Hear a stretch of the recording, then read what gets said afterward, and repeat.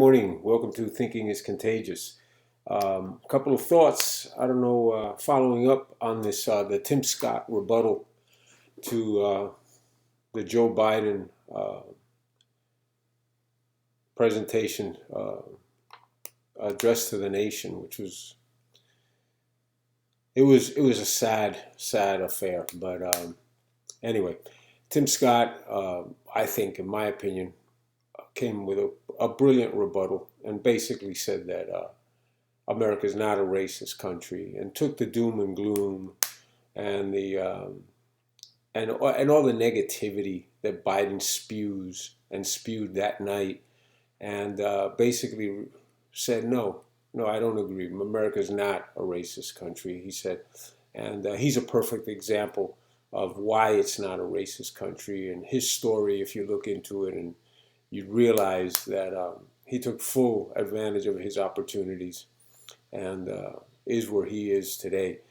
I think when you look at the rebuttal of Tim Scott, you could be in my court, which is I thought it was brilliant. You could be in an opposing court where you thought it was lip service, a mandatory rebuttal. But if you're an American, and if you believe in what America stands for, and if you truly are tolerant, and if you truly are for inclusion, and if you truly are for bipartisanship, and if you truly are for fairness and equality and freedom of speech, then you're not for what resulted in the mainstream media. And a perfect example is Twitter leaving up for a half a day, 12 hours. 12 hours, a tweet that called Senator Scott Uncle Tim. Uncle Tim was left up for 12 hours by Twitter. The same Twitter that banned President Trump left up Uncle Tim for 12 hours. I've been on this, and I've been on this for a long time, and been telling you that the true racist in this country, are the people who promote racism, because that is their paycheck. That is their form of making a living, and they can't let racism go away. And those people have worked very hard and very diligently to get to many of the white population of this country, to make them feel guilty, have intimidated them in many ways, to make sure that they go along with the narrative. Otherwise, if you don't go along with the narrative, if you choose to think, if you choose to opine in a different direction, if you choose to even contest even a portion of the narrative, you face threats. And we've all seen the threats when things don't go the left's way, when things don't go Black Lives Matter way, when things don't go the peaceful protesters' ways. We've all seen what's happened. Police officers have been shot. Police officers have been injured. Far more police officers have been shot and injured in peaceful protests, than black unarmed citizens have been killed by police officers in that same time period. But you can't go. Then it's not okay to voice your opinion unless your opinion coincides with the opinion of the woke left. A sick, demented, control-happy group of people whose only mandate and whose only objective is to destroy the foundation of this country, the things that made it great, all under the guise of helping minorities, helping the underprivileged, helping reach equality. The only people that they're helping is themselves. I want you to look up, and I'm not computer savvy, I'm not a tech wizard or anything, but there's a professor, there's a clip on YouTube that's going around, and there's a professor from Cypress College, female, I don't even know if I'm allowed to say female, but anyway, a female probably in her 30s, mid to late 30s, debating with a student, a very respectful student who made the huge mistake of his presentation being based on showing the pitfall, not the pitfalls, but showing the fallacies of the cancel culture. And his effort was, one of his statements was that police are heroes. And this professor, after his presentation, there was supposed to be a Q&A afterwards, took the Q&A and attacked him for his statements. And this kid was very professional, very polite. And he asked a very important question. And he said, "Professor, if someone was breaking into your house and was threatening you with a knife, who would you call?" And she said, "Not the police." And he said, "You wouldn't call the police?" He goes, "No, I don't trust them. I think that my life would be in more danger with the police than with the intruder." That's what she said. Then this kid was really smart. He wasn't intimidated by this. He's really smart. He asked a critical question. He said to her, "Then who would you call?" And you know what she said? "I would call nobody." And he said, "Your life is threatened, and you would call no?" And she says, "Have to go." And she cut him off. And she stopped the Zoom. That's it. That is the left. That is the counterculture. That is how they handle things. When you catch them and you show them the ridiculousness, the fallacy of their position, who would you call if your life was in danger? Like, I believe that professor, if her life was in danger, I guarantee you, if someone who fit a profile of those that she deems not like her, okay, and I'm not going to take it any further, was walking around in her front yard, okay, just walking around in her front yard, she'd be on the phone calling the police and berating them for not being there or fast enough. And she's got the gonads to tell this kid that she wouldn't call anybody because she doesn't trust them. That is what she's putting into the minds of many other students. And maybe some are not as strong as this one was to stand up and fight her. How many are going to take her literally and find themselves in a situation when they are in peril, their life or their welfare or that of their family, and they're going to say, "Wait, the professor told me not to call the police.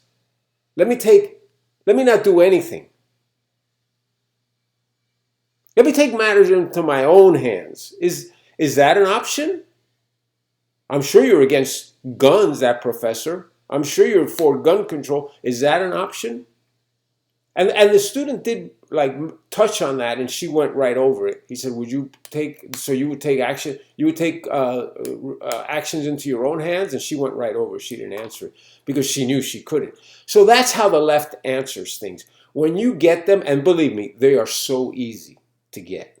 They are so easy to defeat because they don't, and not all, but the vast majority of the liberals that I speak to are only repeating a narrative. if you ask them, show me where that occurred, show me where you got that fact, show me an example of what you just said, they don't have it. They don't know because they don't have the background. They just heard this on the radio. They heard this on TV. They heard this from one of their talking heads that they believe walk on water, and they just repeat it. And that's what the objective is just to tell a lie, tell a big lie over and over and over, have people repeat it over and over and over until everyone believes it. That's what this is. Okay? But this professor should be fired immediately from her job. And not because I don't agree with what she said, but because her thoughts, words, and actions could be endangering her students. That very statement that she won't call the police because her life would be in more danger with the police than with an intruder, that is negligence. And that is Cypress College. Look it up, watch it on YouTube, and then you tell me where that person comes off teaching any student. I wouldn't let her house train my dog, and that's a professor at a college. Ignorance beyond belief, absolute ignorance, absolute blind hatred and anger and animosity is what exudes from this woman when you hear her speak. Sorry for saying woman again. I don't know if I'm allowed to mention gender. Anyway, that's where that is, and I would like you to look it up, and I would like you to watch that video, and if I had a little more computer savvy, I'd attach it to this program so you could see it yourself. It's short. It's really worth watching. It's really worth telling people about it, and it really encompasses the cancel culture, the wokeism, what is happening in this country. Final point, and this one's going to be controversial as well, but you know what? I really don't give a damn. I've done a little bit of a survey myself on television commercials over the last couple of weeks, and I will tell you this. I am not going to support any company, any business, any service that caters their advertising to anything but what is representative of this country's population.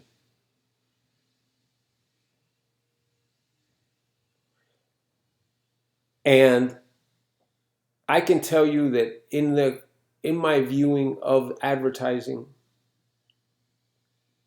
we are looking right now at a population that an advertising population that is not representative of the demographic makeup of this country. They're pandering. They are trying to make themselves look good. They're overcompensating. And they are going to alienate people like myself and people in this country who say, show me America. Don't show me the America that you're pandering to in order to line your pockets. I'm not going to help you line your pocket until you address true representation, equality, eliminate selective reporting, eliminate quotas and criteria other than talent-based in this country. And I think that if you focus on the advertising, television advertising in this country today, you will see exactly what I'm talking about. And I've had enough of it. Last night was the NFL draft. I'm going to close on this. The number one draft pick. I intended to watch it because I've always watched it. I've watched it my whole life. It's really been a big event in my life. I love the drafts. I love auction. When we do our fantasy league auction, I love that stuff. I watched the MLB draft, which is recently over the last 10 years probably has been on television. Before it wasn't. And I turned it on. I put on, and there's the first draft pick, the potential first draft pick before they even announced it. And they show him in a Black Lives Matter march. Turned it off. Turned it off. Didn't even watch the draft. Don't really care what happened. Have no interest in it. Here's a 21-year-old ignoramus. Great football player. God bless him. Hope he has a great career. Makes a lot of money. Ignoramus. Because he has been indoctrinated into believing that racist, Marxist platform is something that he needs to embrace in order to be a good person. I don't blame him. He's just ignorant. He has gone through the educational system of this country. He has been in the classrooms of professors like the Cypress College professor that I told you about. And that is the result. That is the end product, is this kid. No life experience, no life knowledge. And being portrayed in front of America, millions and millions and millions of Americans, being used and portrayed as an advocate for a Marxist, racist platform, has no place in sports. And on the contrary, it's made front and center. Not watching it. Not watching it. Not paying for NFL Network. Not paying for the Sunday ticket. Didn't pay for it last year or the year before, since all this started, since Kaepernick started. Did not buy the MLB ticket even though I wanted to. Not spending a penny. Not spending a penny with the Marlins. Not spending a penny with any sports. None whatsoever. Because they don't represent me. They're not getting my money. You should do the same thing. If you believe this, you should do the same thing. We have power. Let's get together and use it. All right. Peace. Have a good day.